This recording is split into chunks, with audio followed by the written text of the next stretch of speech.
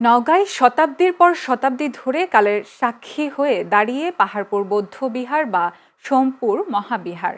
অষ্টম শতাব্দীর শেষ ভাগে নির্মিত এই বিশাল বৌদ্ধ শিক্ষা কেন্দ্রটি বর্তমানে দেশের এক অনন্য প্রত্নতাত্ত্বিক নিদর্শন। ইউনেস্কোর তালিকায় বিশ্বের ঐতিহ্যবাহী স্থান হিসেবে স্বীকৃত বিহারটি বহন করে চলেছে বাংলার সমৃদ্ধ বৌদ্ধ ঐতিহ্য ও স্থাপত্য শৈলীর এক উজ্জ্বল প্রতিচ্ছবিও। দূর দূরান্ত থেকে প্রতিদিনই এখানে ছুটে আসছেন দর্শনার্থীরা। নওগাঁর বদলগাছি থেকে সহকর্মী খালিদ হোসেন মিলুর তথ্যচিত্রে দেখুন প্রতিবেদন।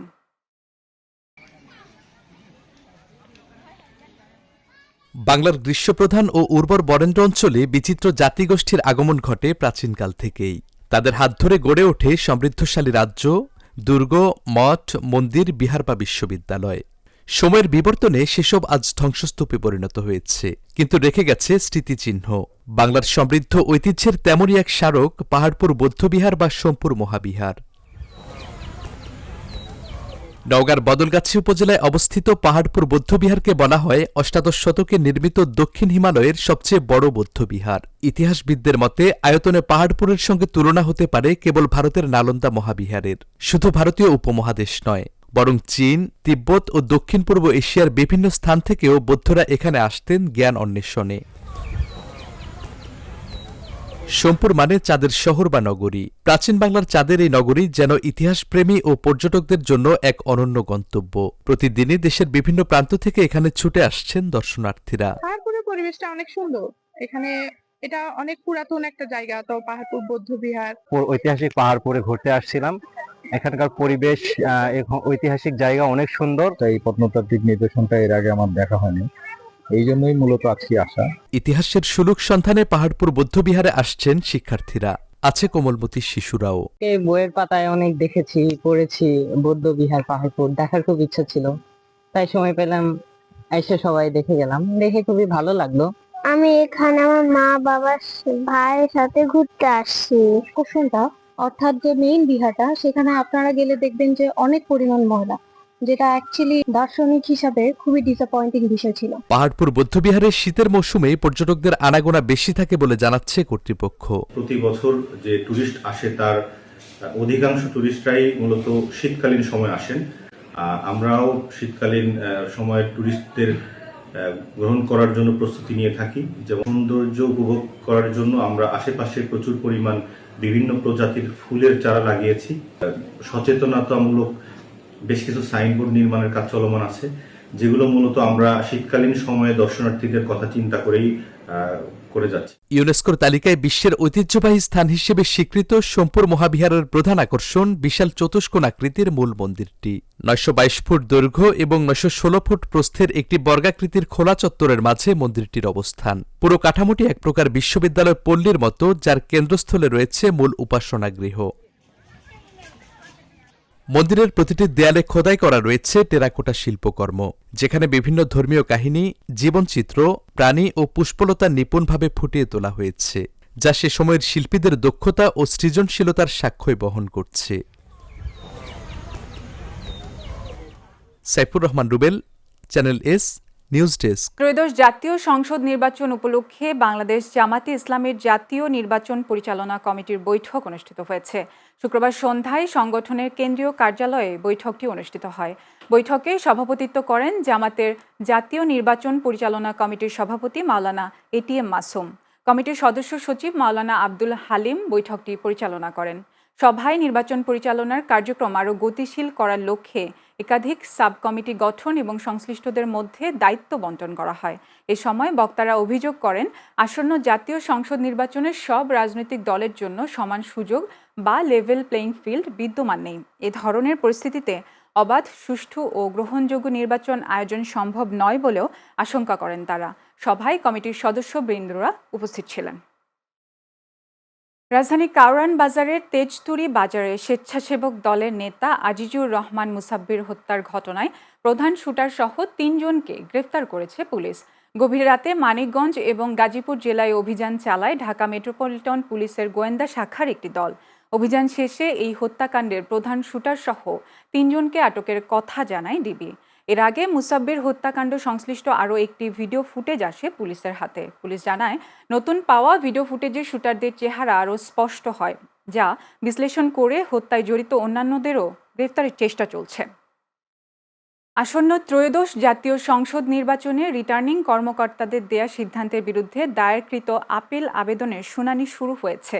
আজ সকাল 10টা থেকে রাজধানীর আগারগাঁও নির্বাচন ভবনের অডিটোরিয়ামে এই শুনানি শুরু হয়। প্রতিদিন 70টি করে শুনানি হবে বলে জানিয়েছেন নির্বাচন কমিশনের সিনিয়র সহকারী সচিব মোহাম্মদ আরিফুর রহমান। গেল 5 দিনের প্রার্থিতা ফিরে পেতে আবেদন জমা পড়ে 645টি। সব যাচাই বাছাই ও শুনানি শেষে 21শে জানুয়ারি রিটার্নিং কর্মকর্তারা চূড়ান্ত প্রার্থী তালিকা প্রকাশ ও প্রতীক বরাদ্দ দেবেন। নির্বাচনী প্রচারণা শুরু হবে 22শে জানুয়ারি এবং প্রচার চালানো যাবে 10 ফেব্রুয়ারি সকাল 7:30 পর্যন্ত। আর ত্রয়োদশ জাতীয় সংসদের ভোট গ্রহণ অনুষ্ঠিত হবে 12ই ফেব্রুয়ারি সকাল 7:30 থেকে বিকেল 4:30 পর্যন্ত।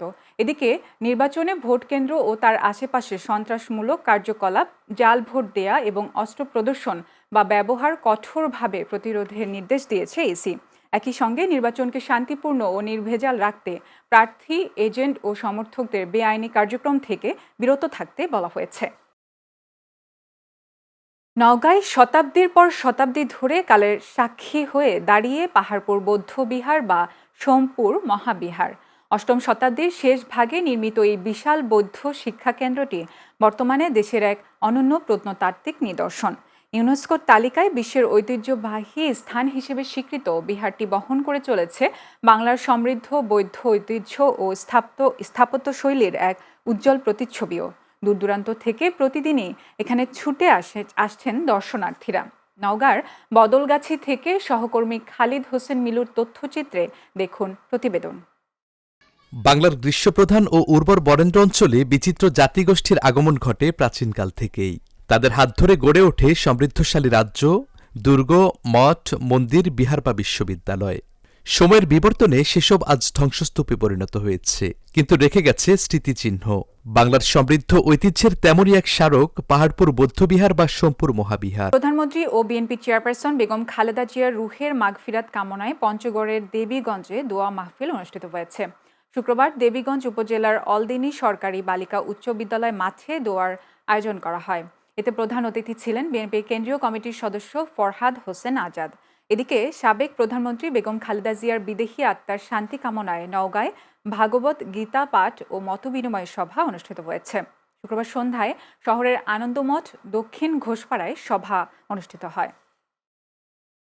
নওগাঁয় সরকারি প্রাথমিক বিদ্যালয়ের সহকারী শিক্ষক নিয়োগ পরীক্ষায় প্রশ্ন ফাঁস ও প্রতারণার অভিযোগে 19 জনকে আটক করেছে পুলিশ। শুক্রবার সন্ধ্যায় নওগাঁ জেলা পুলিশ সুপারের হলরুমে আয়োজিত এক প্রেস ব্রিফিংয়ে এ তথ্য জানান জেলা পুলিশ সুপার মোহাম্মদ তারিকুল ইসলাম। পুলিশ সুপার জানান, নিয়োগ পরীক্ষাকে কেন্দ্র করে জালিয়াতি রোধে জেলা ডিবি পুলিশ ও থানা পুলিশের যৌথ অভিযানে শহরের বিভিন্ন আবাসিক হোটেল থেকে প্রশ্ন ফাঁস চক্রের মূল হোতা আহসান হাবিব ও মামুনুর রশিদ সহ মোট 19 জনকে আটক করা হয়। চক্রটি ডিজিটাল ডিভাইস ও হোয়াটসঅ্যাপ ব্যবহার করে ভুয়া প্রশ্নপত্র ছড়িয়ে পরীক্ষার্থীদের কাছ থেকে বিপুল অঙ্কের অর্থের চুক্তি করেছিল। অভিযানে তাদের কাছ থেকে 11টি মোবাইল ফোন এবং নগদ 37,948 টাকা জব্দ করা হয়েছে। চক্রের অন্যান্য সদস্যদের গ্রেফতারে অভিযান অব্যাহত রয়েছে বলেও জানান পুলিশ সুপার।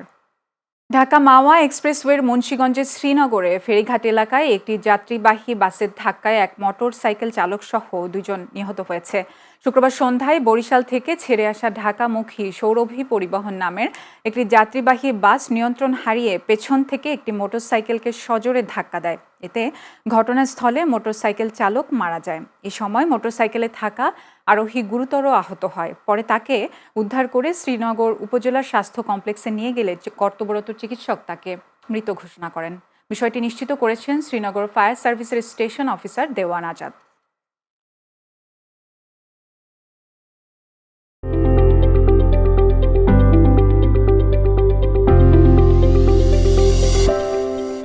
বেগম খালেদা জিয়া কোনো অপশক্তির কাছে মাথা নত করেনি বলে মন্তব্য করেছেন বিএনপি চেয়ারপারসনের উপদেষ্টা ডাক্তার জিয়াউদ্দিন হায়দার স্বপন। শুক্রবার সাবেক প্রধানমন্ত্রী বেগম খালেদা জিয়ার আত্মার মাগফেরাত কামনায় ঝালকাঠির নলছিটির মার্চেন্ট স্কুল মাঠে দোয়া অনুষ্ঠানে তিনি একথা বলেন। উপজেলা বিএনপির সভাপতি আনিসুর রহমান খান হেলালের সভাপতিত্বে অনুষ্ঠানে বক্তব্য রাখেন বিএনপির কেন্দ্রীয় ধর্ম বিষয়ক সম্পাদক রফিকুল ইসলাম জামাল ও ঝালকাঠির 2 আসনে বিএনপির মনোনীত সংসদ সদস্য প্রার্থী ইসরাত সুলতানা ইলেন ভুট্টো সহ অন্যান্যরা। গাইবান্ধায় সরকারি প্রাথমিক বিদ্যালয়ের সহকারী শিক্ষক নিয়োগ পরীক্ষায় নকলের চেষ্টার সময় ডিভাইস সহ 51 জন পরীক্ষার্থীকে আটক করা হয়েছে। শুক্রবার বিকেলে গাইবান্ধা সদর, ফুলছড়ি ও পলাশবাড়ী 3 উপজেলার 43টি কেন্দ্র থেকে পরীক্ষা চলাকালীন সময়ে কথা বলার ডিভাইস সহ তাদের আটক করে কর্তব্যরত কেন্দ্র পরিদর্শক ও আইন শৃঙ্খলা রক্ষাকারী বাহিনী। পরে তাদেরকে আইনি ব্যবস্থা গ্রহণের জন্য স্ব থানা পুলিশের কাছে হস্তান্তর করা হয়। নিয়োগ পরীক্ষা সুষ্ঠু ও স্বচ্ছভাবে পরিচালনার জন্য কঠোর নিরাপত্তা ব্যবস্থা গ্রহণের পাশাপাশি 144 ধারা জারি করেছিল জেলা প্রশাসক। গাইবান্ধা অতিরিক্ত পুলিশ সুপার শেখ মুতাজ্জুল ইসলাম জানান, গাইবান্ধা সদর থেকে 37 জন, পলাশবাড়ী থেকে 12 জন এবং ফুলছড়ি উপজেলা থেকে 2 জন পরীক্ষার্থী সহ মোট 51 জনকে আটক করা হয়। তাদের মধ্যে 17 জন নারী পরীক্ষার্থী। দেশজুড়ে বয়ে যাচ্ছে শৈত্যপ্রবাহ, ঘন কুয়াশায় ঢেকে আছে চারদিক। কনকনে শীতে জবুথবু অবস্থা মানুষের। ঢাকা সহ দেশের বিভিন্ন অঞ্চলে বেড়েছে শীতের প্রকোপ। হিমেল বাতাস আর ঘন কুয়াশার কারণে তাপমাত্রা 6 থেকে 8 ডিগ্রি সেলসিয়াসের মধ্যে নেমে গেছে। আবহাওয়া অফিস জানিয়েছে, চলতি জানুয়ারি মাসে একাধিক শৈত্যপ্রবাহের পাশাপাশি তাপমাত্রা 4 ডিগ্রি সেলসিয়াস পর্যন্ত নামতে পারে। আজ দেশের সর্বনিম্ন তাপমাত্রা রেকর্ড করা হয়েছে তেঁতুলিয়া ও চুয়াডাঙ্গায় 8.3 ডিগ্রি সেলসিয়াস। এদিকে দেশের উত্তরের জেলা পঞ্চগড়ের শীতের তীব্রতা আরও বেড়েছে। হিমালয় পাদদেশের এই জেলায় আবারও মাঝারি শৈত্যপ্রবাহ বইছে। হাড় কাঁপানো শীতে এখানকার বাসিন্দাদের জবুথবু অবস্থা। তীব্র শীতে সবচেয়ে বেশি দুর্ভোগে পড়েছেন খেটে খাওয়া মানুষ, দিনমজুর, যানবাহন চালক, শিশু ও বয়স্করা। মহাসড়কগুলোতেও যানবাহন চলাচল ব্যাহত হচ্ছে। হেডলাইট জ্বালিয়ে চালকদের ধীর গতিতে যানবাহন চালাতে হচ্ছে। বাংলাদেশে নবনিযুক্ত মার্কিন রাষ্ট্রদূত হিসেবে শপথ নিয়েছেন ব্রেন্ট ক্রিস্টেনসেন। যুক্তরাষ্ট্রের স্থানীয় সময় শুক্রবার মার্কিন পররাষ্ট্র দপ্তরে শপথ নেন তিনি। ঢাকার মার্কিন দূতাবাস নতুন রাষ্ট্রদূতকে স্বাগত জানিয়েছে। ঢাকায় মার্কিন দূতাবাসে আগে কাজ করার অভিজ্ঞতা আছে বাংলাদেশের নবনিযুক্ত মার্কিন রাষ্ট্রদূত ব্রেন্ট ক্রিস্টেনসেনের। বাংলাদেশ তার কাছে খুব ভালোভাবে পরিচিত জানিয়ে ব্রেন্ট বলেছেন, বাংলাদেশে ফিরতে পেরে তিনি ভীষণ আনন্দিত। এই সময় ঢাকার যুক্তরাষ্ট্র দূতাবাসে আমেরিকান ও স্থানীয় কর্মীদের নিয়ে গঠিত একটি শক্তিশালী দলের নেতৃত্ব দেওয়ার মাধ্যমে যুক্তরাষ্ট্র ও বাংলাদেশের সম্পর্ককে আরও দৃঢ় করতে চান বলেও আশা প্রকাশ করেন তিনি। ডোনাল্ড ট্রাম্প প্রশাসনের মনোনীত রাষ্ট্রদূত ক্রিস্টেনসেন ঢাকায় যুক্তরাষ্ট্রের 18তম রাষ্ট্রদূত হিসেবে দায়িত্ব পালন করবেন।